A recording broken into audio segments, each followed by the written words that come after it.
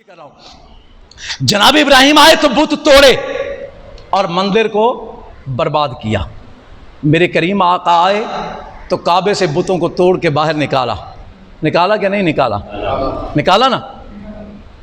جب حق آ گیا اور مکے میں جب میرے مصطفیٰ نے اعلان نبوت فرمایا تو بھی حالات سازگار نہیں تھے، اپنے بھی دشمن ہو گئے. ہوئے کہ نہیں ہوئے؟ جناب موسیٰ علیہ السلام نے جب فرعون کے دربار میں کلمہ حق کہا تو کوئی سجن نہیں تھا، ایسے ہی تھا نا. اور ان کی سرزمینوں پر انہوں نے بتوں کو توڑا بھی، ان کی حکومتوں میں ان کے بتوں کو توڑا بھی، کیونکہ حق تھا کہ اب حق آ گیا، اب باطل نہیں رہے گا. اور کتنی بدبختی کی بات ہے کہ پاکستان جو ہم نے جب آنکھ کھولی تو ہمیں اسلام کے لیے یا مسلمانیت کے لیے ایک سازگار ماحول ملا. ہمیں ہر طرف مسلمان نظر آئے، مسجدیں نظر آئیں، ہمیں اذان کی آواز سنائی دی، ایسا ہے نا. اور اس سرزمین پر اسلام کے نام پر اسے لیا گیا، کلمے کے نام پر لیا گیا. 70 سالوں میں سوائے ضیاء الحق مرحوم کے کہ اس بندے نے مساجد اور مدارس کا خیال رکھا، اللہ کے گھروں کا خیال رکھا. باقی مجھے بتائیں آج تک کس حکمران نے مساجد مدارس کا خیال رکھا؟ بلکہ اب تو ساری کسریں نکل گئیں کہ سرزمین پاکستان جہاں اسلام آیا اور اسلام کے نام پر ہمارے پرکھوں نے، ہمارے بزرگوں نے قربانیاں دی، گردنیں کٹائی، بیٹیاں اور بیٹے قربان کیے، خاندانوں کے خاندان اجڑے، خون کی ندیاں بہیں، بیٹیوں نے عصمتیں قربان کی، ماں نے اپنے سینے چھلوائے، بچوں کو قربان کیا. کیا اس لیے پاکستان بنا تھا کہ یہاں محمد عربی کی مسجدوں کو اجاڑا جائے اور نئے مندر تعمیر کیے جائے؟ بولو، اس لیے بنا تھا پاکستان کہ یہاں مندر بنے گے، گھنٹیاں بجے گی، ہندوؤں کو پرچار دیا جائے گا، قادیانیت کو ہوا دی جائے گی.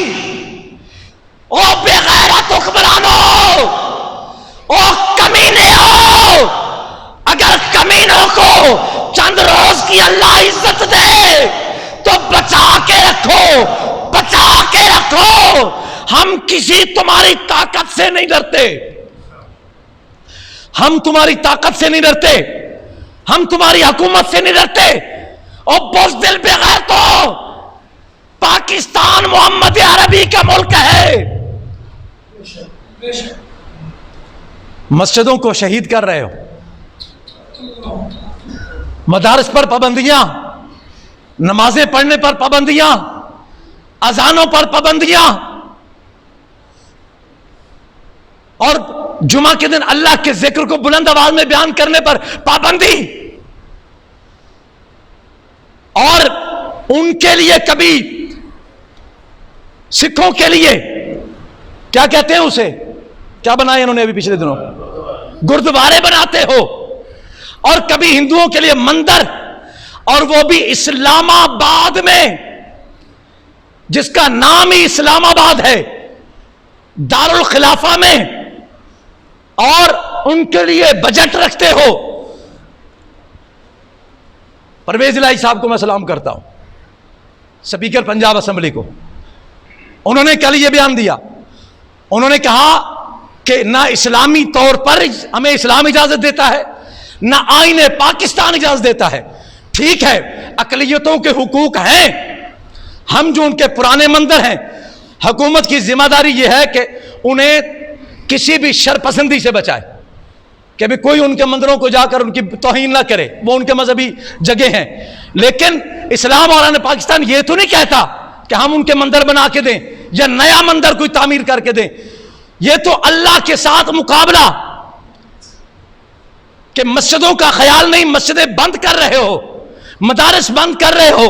کالا کالا رسول اللہ صلی اللہ علیہ وسلم کا ورد کرنے والوں کو تم دہشت گرد اور انہیں جناب شدت پسند کہتے ہو، اور ہندوؤں کے لیے مندر بنا رہے ہو.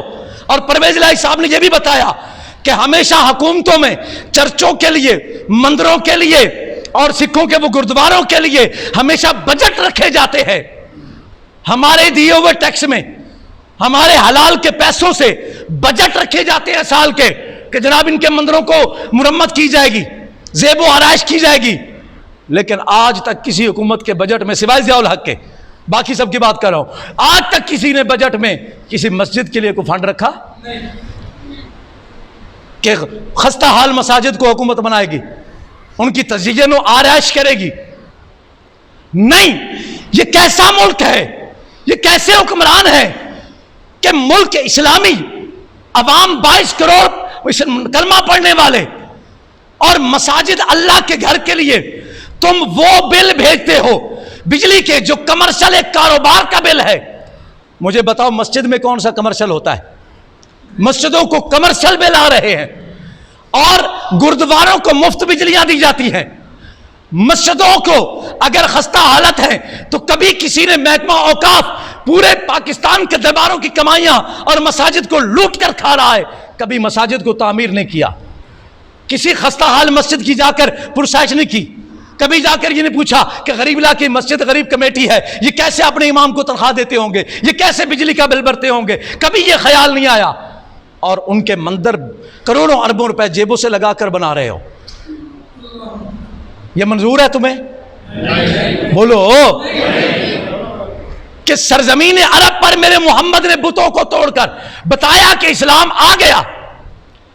جناب ابراہیم نے نمرود کے دربار میں کھڑے ہو کر بتایا کہ اسلام آ گیا، ان کی حکومت کے ان کے بتوں کو توڑ کر بتایا کہ حق آ گیا۔ اور ظالموں تم کیسے ہو، کہاں تمہارے ضمیر ہے کہ تم ایک اسلامی ملک پر مندر تعمیر کر رہے ہو، نیا مندر بنا رہے ہو نیا؟ کیا تمہیں خدا کا کوئی خوف نہیں؟ کیوں اللہ کے عذاب کو دعوت دیتے ہو؟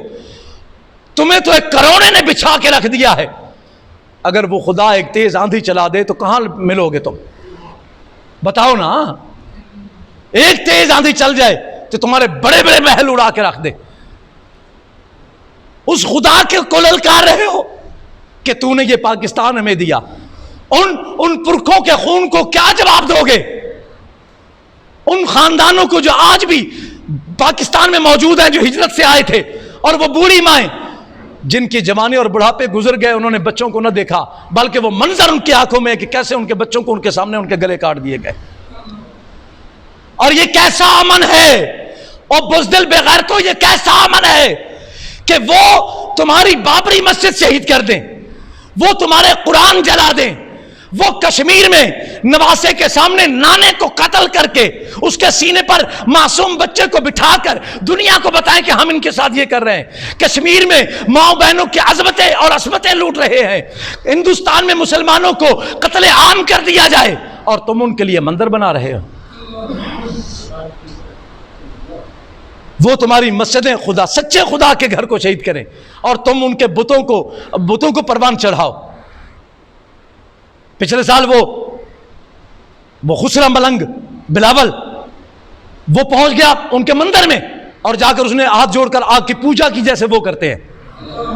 لعنت ہے ان پر نہیں، ووٹ دینے والوں پر، لعنت ہے ووٹ دینے والوں پر۔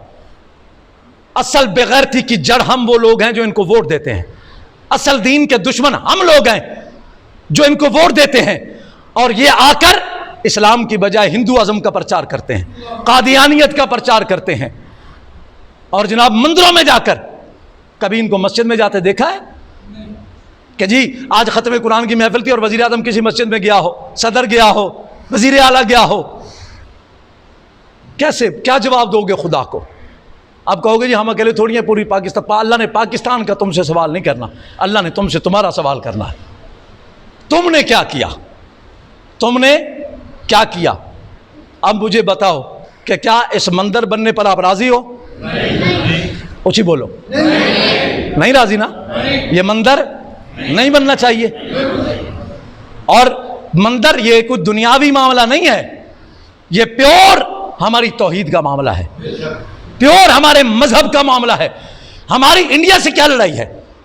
بولو نا، انڈیا سے ہماری، وہ بھی ایک زمین کا خطہ ہے، ہم بھی خطہ ہے، دنیا میں کہاں کتنے اور ملک ہماری کس سے کیا لڑائی؟ انڈیا پاکستان کی نہیں ہے، لڑائی ہندو مسلم کی نہیں ہے، لڑائی مودی اور ہمارے اس خسرے کی نہیں ہے، لڑائی ہے حق و باطل کی، لڑائی ہے اسلام اور کفر کی. ایسا ہے کہ نہیں ہے؟ بولو نا، اونچی بولو.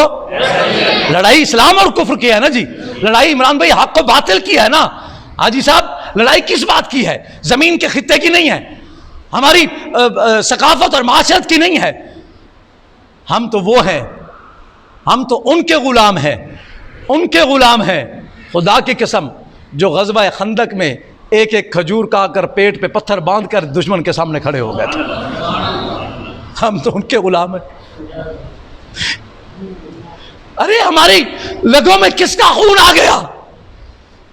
کہاں مر گئی ہماری غیرت؟ کہاں سو گیا ہماری مسلمان کی؟ ہمارے پرکھوں نے دیکھو صلاح الدین ایوبی نے کیا کیا. ایک بات میں آپ کو بتاؤں، ایمان تازہ ہو جائے گا. صلاح الدین ایوبی کی کسی مصر کے اندر غالباً ایک لکڑ ہارا تھا، اس نے ایک ممبر بنایا. یہ ممبر عمران بھائی اس نے بڑا خوبصورت ممبر بنایا، اور لوگ آتے تھے کہ یہ کتنے کا ہے؟ انہوں نے کہا میں نے نہیں بیچنا. وہ کہتے ہیں جتنا مرضی پیسے لے لے، یہ بیچ دے، ہمارے علاقے کی مسجد بہت بڑی ہے، بڑی خوبصورت ہے، ہم وہاں جا کر. انہوں نے کہا میں نے بیچنا ہی نہیں ہے. جو بھی آتا اس نے کہا کیوں نہیں بیچنا؟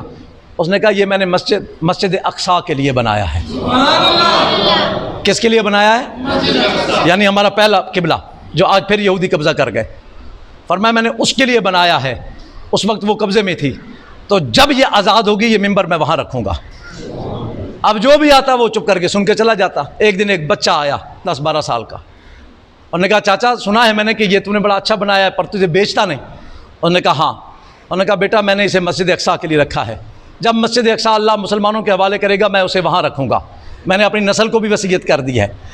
اس بچے نے بڑھئی کو دیکھا اور ممبر کو دیکھا، چپ کر کے چلا گیا. اور اس نے ذہن میں یہ نہیں کہا کہ کاش مسجد اقصیٰ آزاد ہوتی اور یہ ممبر میں رکھتا. اس نے کہا نہیں، مسجد اقصیٰ کو آزاد کرا کے دم لوں گا. اور وہ کون تھا؟ سلطان صلاح الدین ایوبی. اور اس نے مسجد اقصیٰ کو آزاد کرایا. آج تک یہود و نصارہ کو اس کی جوتیاں یاد ہے. اور وہ کرنل، جب سلطان صلاح الدین ایوبی بیمار تھا اور اس کے فوج گئی لڑنے کے لیے، ایک کرنل نے اس کی فوج کو پسپا کیا. اور اس نے جب ان کو گھیرے میں لیا تو اس کرنل انگریز نے کہا کہ بلاؤ اپنے محمد کو آ کر تمہاری مدد کرے. یہ اس نے کہا. جب ایک فوجی واپس آیا اس نے آ کر سلطان صلاح الدین کو کہا، انہوں نے کہا حضور ہمارے شہید ہو گئے غم نہیں، ہم رول گئے غم نہیں، ہم مر گئے غم نہیں، غم اس بات کا ہے کہ اس ظالم نے ہمیں یہ تانا دیا ہے. صلاح الدین ایوبی چارپائی پر بیمار تھا، تڑپا، اٹھ کے بیٹھا اور کہا رب کریم اگر میری زندگی ختم ہو گئی ہے تو اتنی بڑھا دے کہ میں اس کتے کا جا کر سر اتار لوں جس نے میرے نبی کی گستاخی کی ہے. اللہ نے شفا دی. صلاح الدین ایوبی گیا اور جا کر اس کرنل کے سامنے کھڑے ہو کر تلوار نکال کر اس نے کہا تو نے کہا تھا کہ بلاؤ اپنے محمد کو آ کر تمہاری مدد کر. اس نے کہا، انہوں نے کہا جھلیا میرا مصطفیٰ تے مصطفیٰ ہے، میں وہ کتا تے وہ نوکر آ گیا، تگڑا ہو جا. اور اس کی گردن اتار کے رکھ دی.